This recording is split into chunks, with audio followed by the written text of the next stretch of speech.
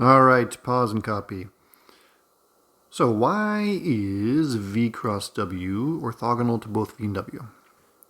Well, let's just draw a little picture to see what this looks like. So if I have, say,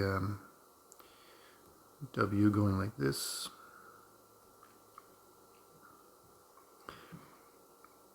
and then V going like this, then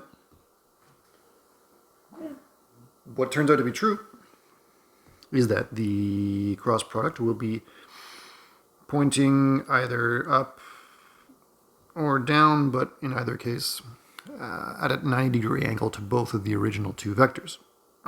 Now, how we do it is we use what's called the right-hand rule, where you take your right hand and you point your right hand's fingers in the direction of V, curl the fingers towards W, and then your thumb is pointing in the direction of V cross W. So this is called the right-hand rule. Point your fingers in the direction of the first vector, curl them towards the second vector, and now your thumb is pointing in the direction of V cross W. So why might this be true? Why might this angle here and also this angle here, why might they both be 90 degrees? Well, how this is typically proven is, let's say, sketch of proof. The first thing you do is you establish that U dot V cross W turns out to be equal to this determinant U1, U2, U3. That's the vector U written horizontally. And then V1, V2, V3, W1, W2, W3. So you prove this first. It's a very useful thing in its own right. And then you say,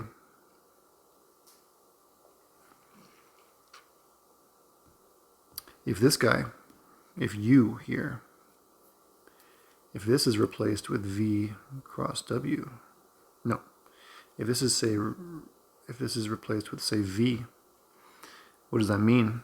It means that this determinant here has two rows that are the same. So this will be 0. So maybe more explicitly, you got V dot V cross W. I'll say therefore V dot V cross W is going to be V1, V2, V3, an exact same thing for the second row. Third row as before. Now, this is obviously 0. For example, I could do row 2 minus row 1 and get a row of zeros and see the determinant 0. So that means that V dot this cross product is 0, which proves this statement here. The second one is similar. You're going to use a determinant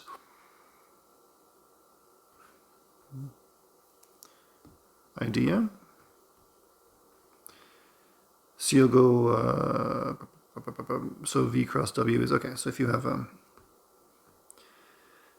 so if, V is equal to some multiple of W,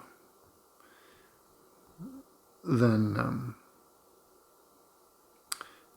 V cross W is going to be I, J, K as usual. But V is a multiple of W. So I'm going to have W1, W2, W3 is my bottom row, but I'll have AW1, AW2, AW3. Then I can do, say, row 2 minus a row 3 to see that this determines 0. Okay, so that's the basic idea behind this theorem. Okay, we're going to make use of it right now. It gives us a nice way to find scalar equations of planes. So I got P, Q, and R floating in space. So I got whatever, just to get a visual aid here. P, Q, R. Now how I think about this is I think of this triangle here. So I have a triangle floating in 3 dimensions, and this plane is the plane. There is only one plane that contains this triangle. That's the plane we're talking about. Anyways, that helps me solidify what we're talking about here. Now, if I want to find an equation for this plane, an easy way to do that is to have a normal vector dot P minus P0 is equal to 0. Use this equation. But now I need a normal vector. What the hell? Well, a normal vector, remember the plane contains this triangle, right? So what I can do is I can take this vector here and say this vector here, basically any two of these sides here. And if I do the cross product of PQ and PR, then I know that the cross product will be perpendicular to, well, it's going to be perpendicular to the triangle, right? So maybe I can draw this like, I know that this cross product, the normal vector, can be PQ cross PR, because the preceding theorem told me that PQ cross PR is perpendicular to both of those original vectors, so it'll serve as a normal vector. So is PQ. PQ is the vector Q minus the vector P. So I'm basically taking this minus this, giving me 0, minus 2, 7. PR is R minus P.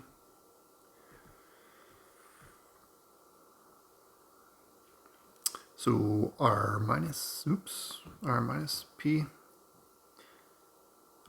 1 minus 5, 5.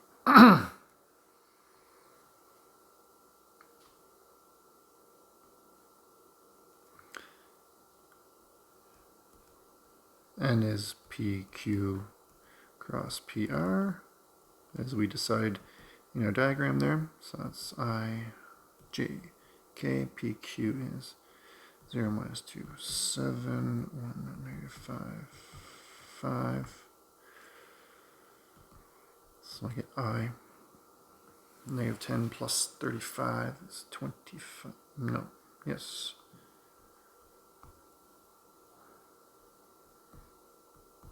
Got 25i.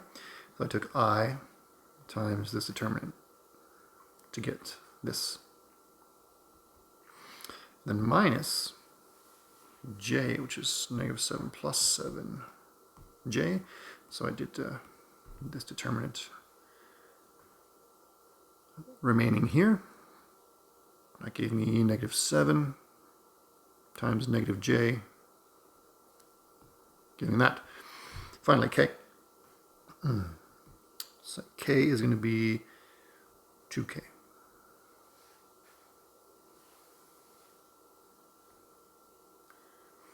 So that is 25 7, 2. Okay, where was I? That's my normal vector.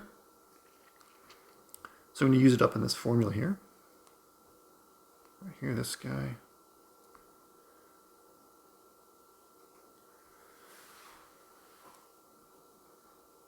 So I got my 25, 7, 2 is my normal vector, dot p contains the variables x, y, z.